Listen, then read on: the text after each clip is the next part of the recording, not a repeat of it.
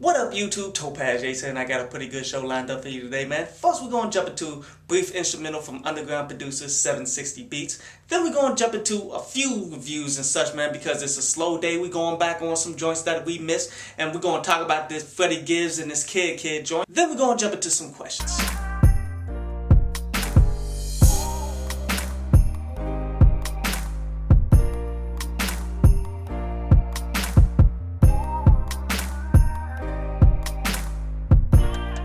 So with today being a slow day, man, decided to go back and touch on some requests that I got from some of you guys on what shit I should touch on, man. And had a few people wanted me to talk about this whole Fucking Up The Count by Freddie Gibbs. And you know what? It had the formula for success, but it didn't quite pan out that way, you did. Like, production by Boy Wonder. Freddie Gibbs seems to be giving his memoirs of a drug dealer and such, man. And then it had a whole bunch of samples and such from The Wire, which big Wire fan here, dude. But it just didn't come together as great as I hoped it would be. I mean, my level of expectation, man, is go back to listen to that World Is My Ashtray. That is the level that I expect from Freddie Gibbs constantly because he got the skills to do such. Overall, it was an entertaining track, but the fact that it was a little disappointing, man, is the reason why I never got to it at that time. Then you got this Kid featuring Young Dolph, this Right On Time, man. And what this is Kid just spitting fucking lyrics and shit, dude. And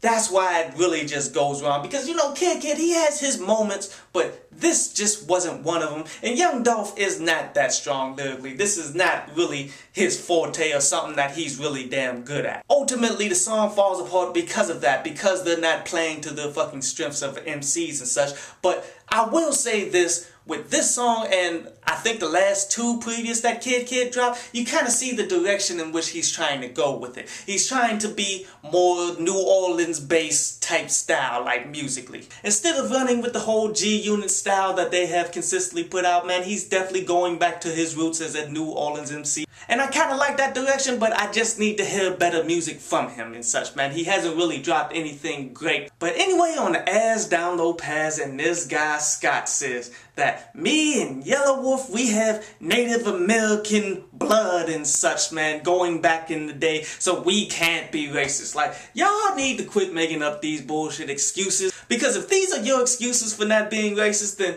you got a lot of question marks to you, you did. Let me give you a quick history lesson. Did you know that Italians are African descent and such, man? Because Africans took over fucking Italy with Hannibal. Their blood can be traced back to our blood, and then on top of that, Sicily was once known as the northern tip of fucking Africa, in which, have you seen how racist these people are from Sicily and all of that shit, man?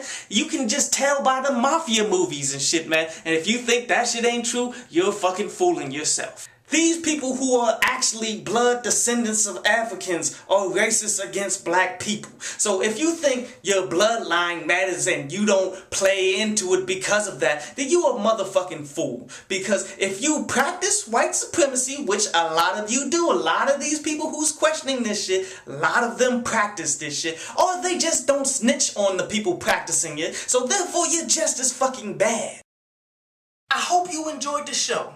You can follow me at Twitter up there, and you can go to downloadpass.com, that's down there, to read today's article.